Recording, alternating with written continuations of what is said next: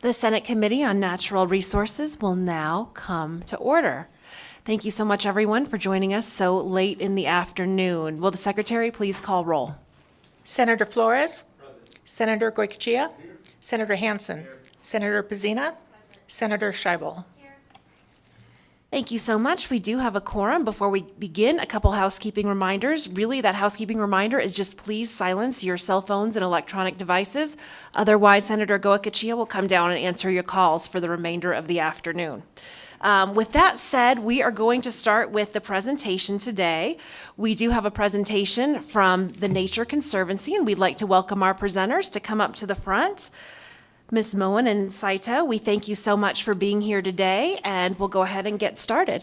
Also, a special shout out to our committee manager, Cameron McClymans, who many of you may know, has just become a Nevada resident today, so congratulations, Cameron.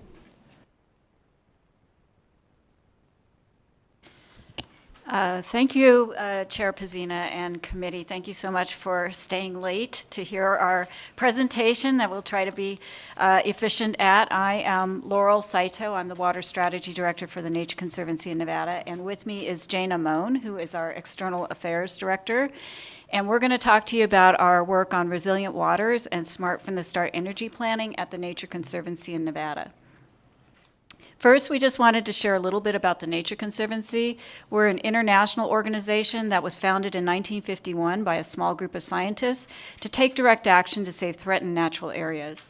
And our mission is to conserve the lands and waters on which all life depends, and we work towards a vision where the diversity of life thrives and people act to conserve nature for its own sake and its ability to fulfill our needs and enrich our lives. We recognize that people are part of conserving nature, so we are working to find solutions that benefit both people and nature. While we are an international organization, we have chapters in all 50 states and in many other countries. And our chapters are relatively autonomous so that they can work towards the organization's mission within the context of the culture and the pressing issues of local areas. So our Nevada chapter began in the 1980s as a satellite chapter of the Utah chapter. And we helped establish the Ash Meadows National Wildlife Refuge that's now managed by the U.S. Fish and Wildlife Service. In the 1990s, we helped to pass a Nevada statewide conservation bond initiative that resulted in millions of dollars for conservation in Nevada. And we also acquired and protected a lot of land to conserve desert tortoise habitat, as well as 625 acres on the Amargosa River in southern Nevada. And that was to protect the threatened Amargosa toad. In the 2000s, we acquired River Fork Ranch on the Carson River, which is at the confluence of the east and west forks of the Carson River. And then we began a pilot project in 2003 on large-scale river restoration at McCarran Ranch on the Truckee River. In 2006, we began full-scale restoration at McCarran Ranch, and these restorations were aimed at connecting the river to the floodplain, providing wildlife habitat, and improving the resiliency of the riparian ecosystem. And to date, we have restored over 10 miles of the river. More recently, we've been working on landscape management for sage grouse with mining companies and other land managers. And in 2019, we again helped the state to pass a statewide conservation bond initiative, and we also acquired the 7J Ranch on the headwaters of the Amargosa River. And so today we have about 25 employees, with most of them in Reno and Las Vegas, and a few staff located on some of our properties. So our Nevada chapter is oriented around 3 initiatives. Resilient Lands aims to protect and restore and manage a network of conservation-compatible public and private lands that support biodiversity and adaptation that benefits both people and nature. And then we have a Resilient Waters initiative that aims to ensure water security for freshwater systems for future generations of plants, wildlife, and people. And then our Climate Action Initiative aims to demonstrate solutions that benefit the environment and climate responsibility while benefiting economic prosperity. Now, all of these things are interconnected, and everyone in our chapter works on all of these aspects of all of these things. So today I'm going to talk to you about our Resilient Waters initiative, and then Jana will share the Smart from the Start energy planning work that has a lot to do with resilient lands and climate action. So in terms of water, some of the facts that we think about at the Nature Conservancy for why we're working on water. Well, as you've heard many times in this committee, we are the driest state in the nation. But even though we have so little water, which all life needs, we rank 11th in biodiversity among states and 6th among states in the number of endemic species, and endemic means they're found only here in Nevada. Ash Meadows National Wildlife Refuge that I mentioned earlier has the highest concentration of endemic species in the United States. So as you might expect, if water is scarce, a large percentage of these species are associated with wet places. So we have all of this biodiversity and we have people, and all of them need water. Now, even though we are the driest state in the nation with cycles and floods and droughts, we have water to build our economy and for people, plants, and wildlife because we're fortunate to be underlain with groundwater aquifers that provide a buffer for droughts and climate change. And this groundwater supports groundwater-dependent ecosystems, and these are ecosystems that rely on groundwater to maintain their ecological structure and function. And in Nevada, we have groundwater-fed springs, lakes, rivers, wetlands, caves, and even our upland systems are often supported by groundwater with plants called phreatophytes that have roots that can tap into groundwater. So these groundwater-dependent ecosystems like wetlands and springs may not appear to have a large footprint on the landscape, but they have outsized importance in our arid region economically, ecologically, and culturally. Many of you probably know that Las Vegas's first water supply was Artesian Springs, where the Springs Preserve now sits. And that they had those springs spouted out as if they had an endless supply of water, but dried up in the 1960s as the groundwater was depleted. In addition to being locations of water supply, groundwater-dependent ecosystems provide water storage and purification, store carbon, provide recreational and economic benefits, and many are considered sacred to indigenous peoples. And then on top of that, they provide habitats to a wealth of species, including many of these rare and endemic species. So when we think about resilient waters in Nevada, groundwater-dependent ecosystems are a big part of the picture. So and for the Nature Conservancy, there are some things that concern us when we're thinking about water resiliency for ecosystems. In our water-limited state, groundwater and surface water are often connected in many places. So if we overuse one, it can affect the other and vice versa.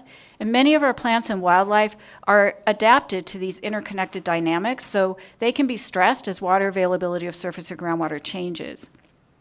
Our species in Nevada are adapted to the water-limited environment, but all species do need water. Aquatic species like fish, spring snails, and amphibians can be extirpated if habitats lose water, or if temperatures become too high, or if the water becomes contaminated. Our species are also adapted to the timing and seasonality of flow or water table fluctuations. So if the timing of those cues are changed, it can upset the plant or animal adaptations for survival. And then even our upland plant species can be affected if groundwater they access through their roots is lost because the water table drops too low.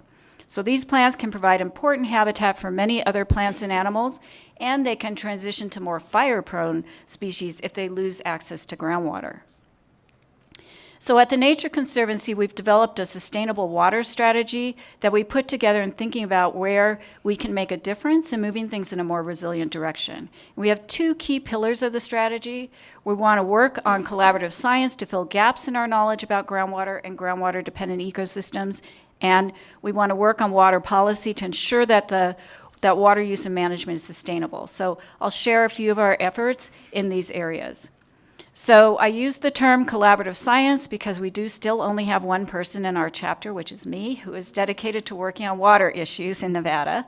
So to do our science, we need to work with partners to help us achieve our needs. So to make science useful for addressing water resiliency, we started by mapping where groundwater-dependent ecosystems are in Nevada. And this is something we did collaboratively with Desert Research Institute, Bureau of Land Management, and the Nevada Department of Wildlife, among others. And we shared the data as a publicly available story map in 2019 so that it's widely accessible. And the link is here on the slide. And we've learned a few things from the database. Almost 10% of Nevada is indicators of groundwater-dependent ecosystems, and there are over 25,000 documented springs in Nevada.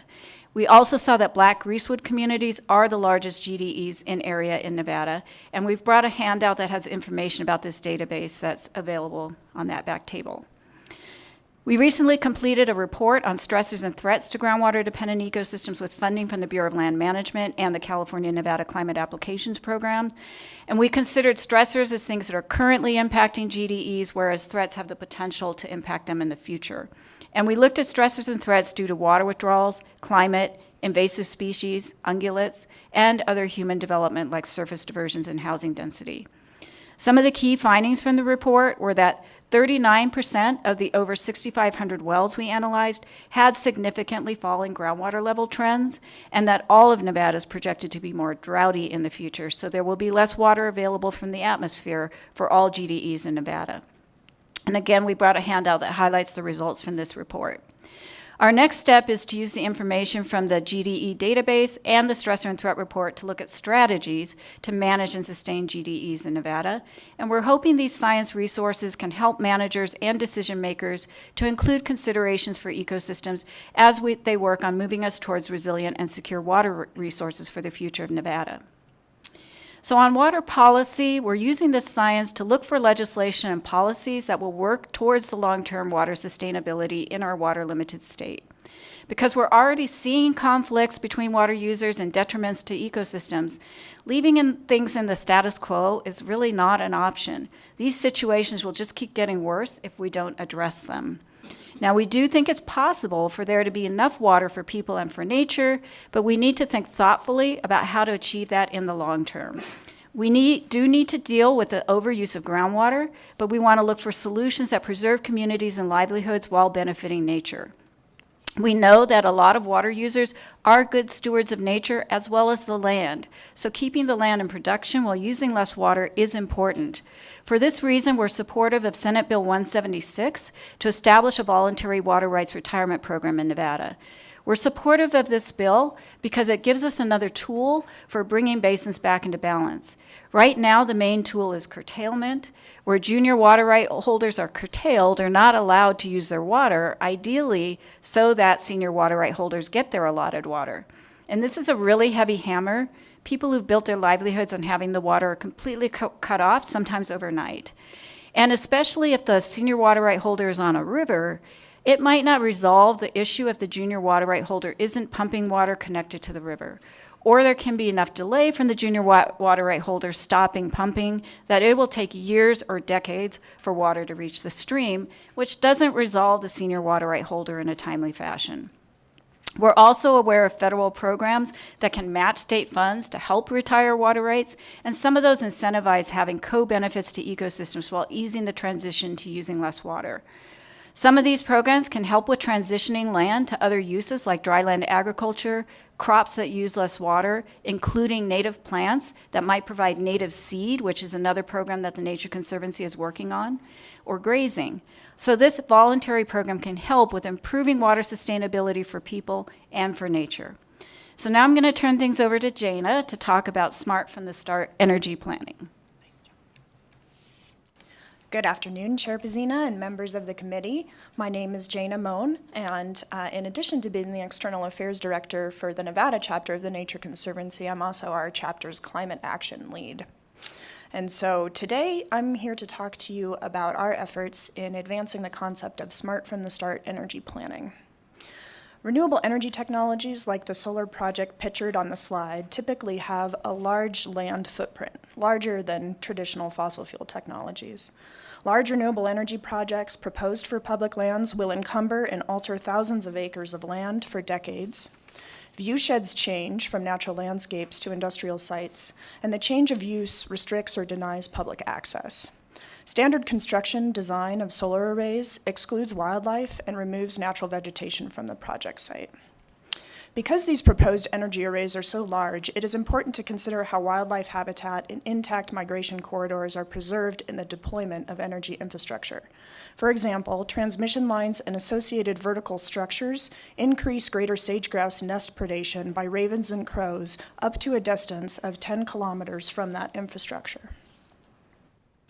Nevada is on the cusp of a massive build-out of energy transmission, generation, and storage infrastructure across our state.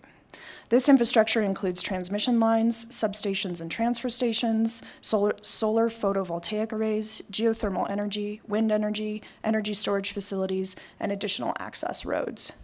While this infrastructure is needed to support a transition to a clean energy economy so that we can avert the impacts of the climate crisis, we are concerned that the deployment of this infrastructure, if done on a project-by-project basis without a comprehensive statewide approach, as is happening now, could jeopardize Nevada's native plants and wildlife, open spaces, cultural and historic places, and outdoor recreation opportunities, as well as other land uses. This approach also increases the uncertainty of project success for energy developers and investors as resource conflicts extend project costs and timelines. For the past 20 years, the Nature Conservancy has worked to understand how renewable energy technologies can be deployed on our lands while also protecting our natural areas, ecosystems, and working lands.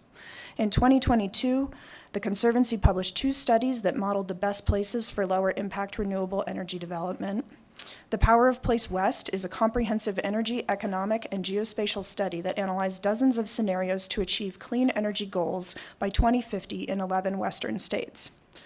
The Conservancy also updated maps for site renewables right analysis, which identified lower impact areas in Midwestern states for wind energy.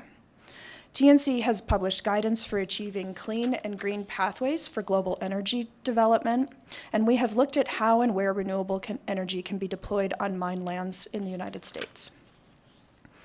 We have seen support for the Smart from the Start concept from some advisory and legislative bodies. Oh, sorry. Yeah, go to that one. Thanks. We have seen support for the Smart from the Start concept from some advisory and legislative bodies in Nevada. I'm sorry, actually do go back. Apologies, I'm out of order in my slides. With the modeling research that I previously described, the Conservancy has learned that it is possible, with careful landscape level planning, to avoid and mitigate for the unintended consequences of energy development. We are advocating for a Smart from the Start approach to energy development. Such an approach identifies and prioritizes lower impact areas where renewable energy generation, storage, and transmission can be deployed while minimizing impacts to natural lands, cultural resources, recreation, and other conservation values and land users. I'm going to tell you a bit about what we have been doing to advance this concept among decision makers in the state. So we have seen support from the Smart from the Start concept from some advisory and legislative bodies in Nevada. In 2020, the Nevada Climate Strategy highlighted the need for Smart from the Start planning in its Complex Challenges section. We shared this idea with the State Land Use Planning and Advisory Council, which endorsed the concept for a Smart from the Start approach with a letter to the governor in July 2021. And then in August 22, the Nevada Interim Joint Standing Committee on Natural Resources unanimously resolved to write a position statement expressing support for the concept of Smart from the Start planning and send a letter to the Department of Interior regarding the same.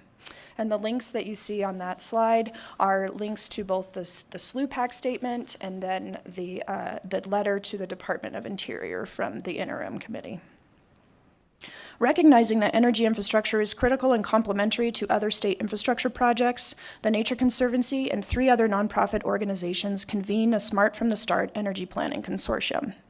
Participants in the consortium are federal and state agencies, the Nevada Indian Commission, and the Nevada Association of Counties.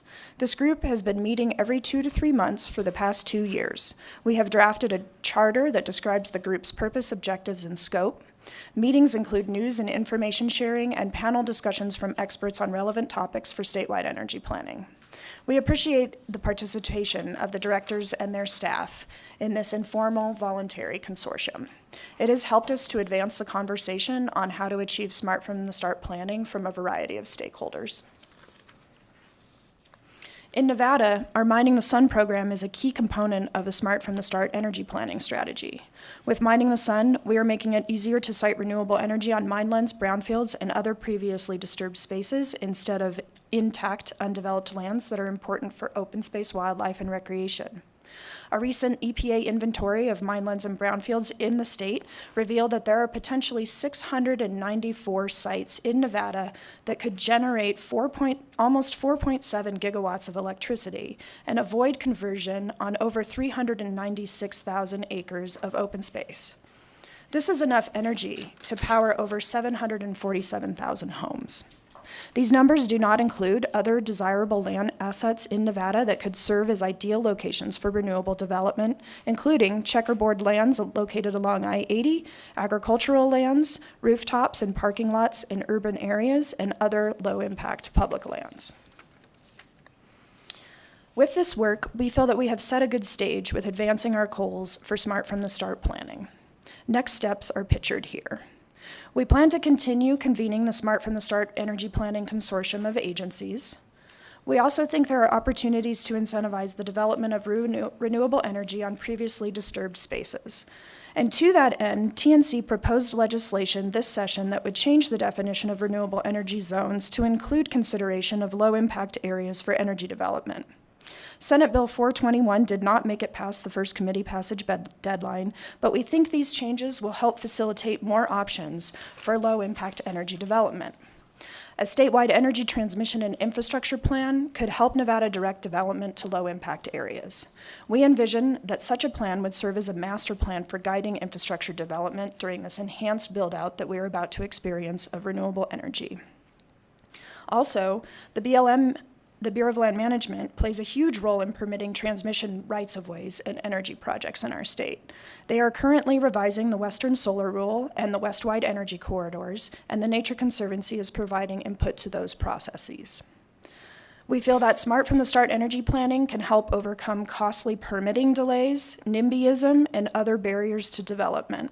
We think this planning will generate more jobs and provide more assurance that projects will get built in a timely manner. And so to achieve that end, we seek participation and input from utilities and labor unions about what they need from such a planning process. And finally, we are working to advance clean energy projects on current and former mine lands in Nevada. We have identified and are working with stakeholders on project sites in several counties.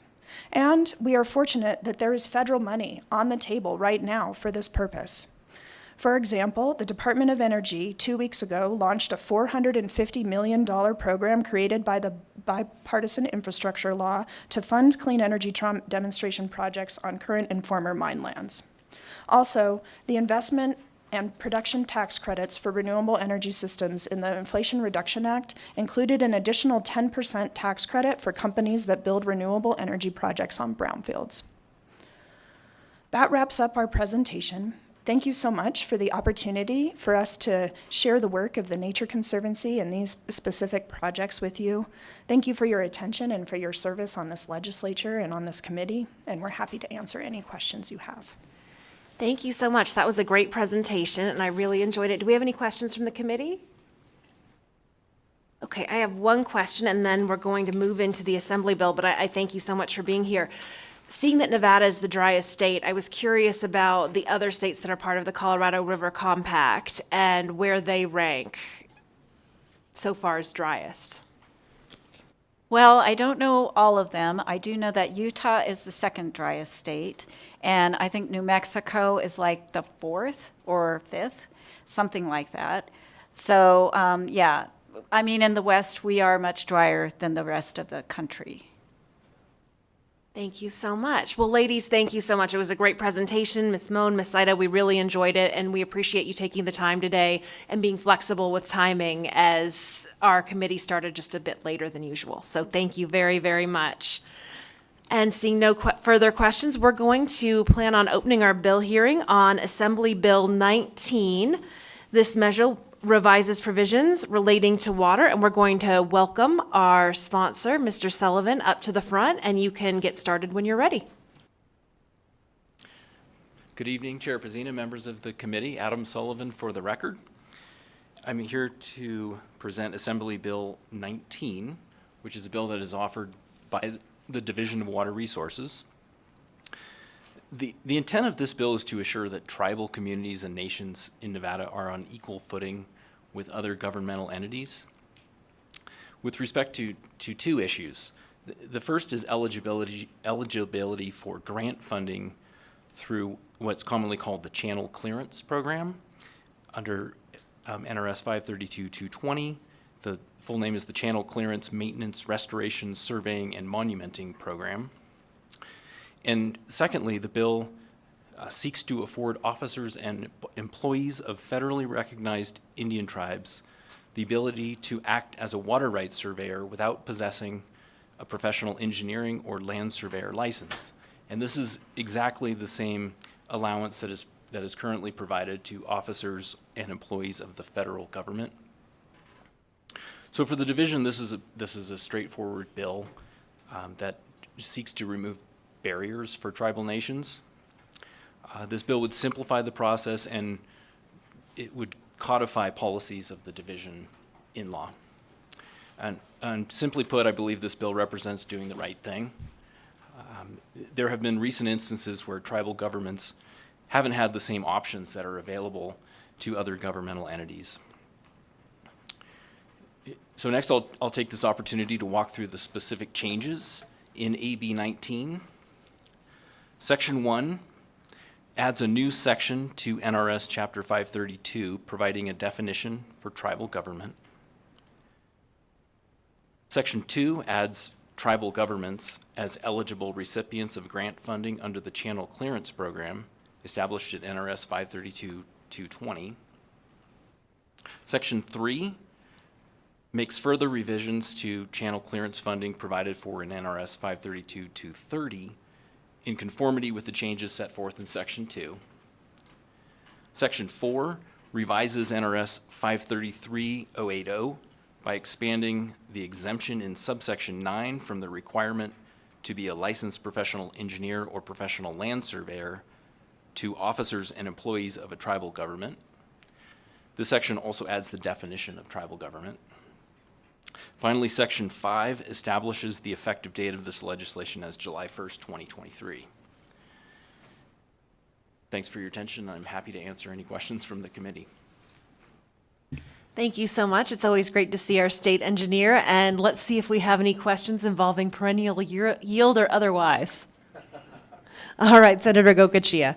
Thank you, Madam Chair. And Mr. Sullivan, I guess can you explain the duties of a state water rights surveyor?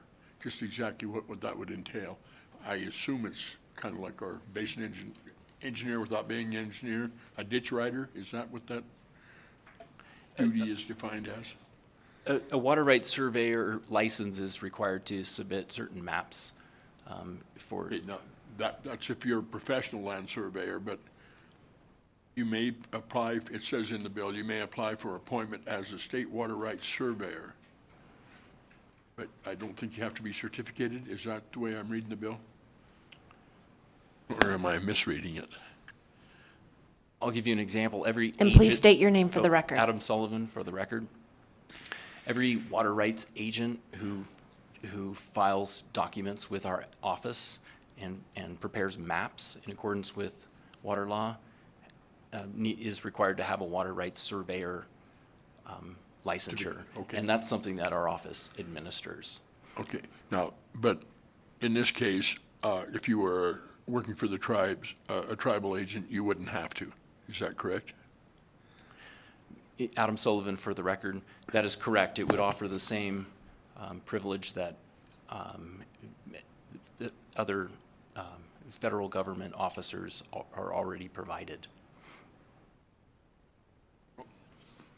Okay, so, but I'm just kind of trying to get my arms around it. Now, he wouldn't have to be licensed, but would he only work then on the reservation on that sovereign nation, or would he be outside of it? Or maybe I'm just misunderstanding exactly what this bill does. Adam Sullivan for the record. The qualifications to have a water rights surveyor licensure are very simple. Typically, you need to be a licensed professional engineer in the state of Nevada or a licensed professional land surveyor. The exception is provided to officers and employees of the federal government. So often what happens is that on tribal lands, the tribal members will will work with a representative from the federal government okay. to process their water rights, and this will eliminate that step and make it more efficient. The review process for any submittals would not change. Okay, but this person would still have to be a professional engineer or professional surveyor? No. No, okay. I'll go ahead and let somebody else have some questions at it. Do we have any other questions from the committee? Go ahead. Did you have something to add? Mr. Sullivan? No. Okay. So no definitions of perennial yield. Okay. I guess my only question would be, I see that we're adding this program to include grants to tribal governments. When was this originally crafted, and was there a reason that tribal governments weren't initially included?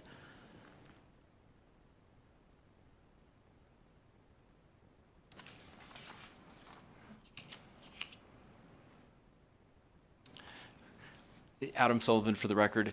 I would have to guess about when this was originally acted. I believe it was in the 1990s. And the intent was to make this funding available to local governments to do work within the channels for channel clearance, flood conveyance, bank stabilization, things of that nature. And I don't think tribal governments were intentionally excluded. The money was just intended to be used for public benefit on the river channel where it flows through common public area. So we have had there are some cases where channel work on tribal lands has had the same needs for channel clearance funds as other areas where these have been applied. And what the tribes have done is they've cooperated with the conservation district or another local entity to be able to do that work for the common benefit. And what this would do would remove that extra step so the tribes could be eligible for that funding directly. Great. Seeing one more question from Senator Gokachia. Thank you, and I hope I'm back on the right page again now then. But again, this only pertains to channel clearing and applying for these grants as far as this engineer. He's working on tribal lands, and then this water rights surveyor or professional engineer that doesn't need to be licensed. Again, we're talking about channel clearance on tribal lands, or can this individual then go anywhere in the state and do design for channel clearance? Yeah, Adam Sullivan, for the record, there's two separate issues. One is the channel clearance fund and making tribes or adding tribes to the eligible parties to receive that funding. The second one is putting tribes on equal footing with officers or employees of the federal government who have this exemption or allowance to be able to file water rights work on behalf of the tribe. Without having the professional engineering or professional land surveying license. So that would, But again, that would be on tribal lands. And that's my understanding, that every time this has been an issue, it's tribal representatives doing work on tribal lands. And I'm fine with that. I guess I just get a little bit concerned that if you've got non-licensed and they're traveling anywhere in the state, it looks like there would be the ability for conflict there if you've got this unlicensed person dealing in someone else as a licensed professional engineer, and you file two sets of paperwork, and we're out here someplace off tribal lands. I could see where it probably could be litigated. So I just want to make sure I'm clear with what this bill's doing. Yes, Adam Sullivan, for the record, I understand the question now. Know that the intent would be for tribal representatives to do work on the tribal land that they're representing. Thank you. I appreciate it. Thank you, Madam Chair. Thank you. All right, seeing no further questions from the committee, if you'd like to step back out of the hot seat. We are going to look for testimony in support of Assembly Bill number 19. Please come forward. Don't be shy.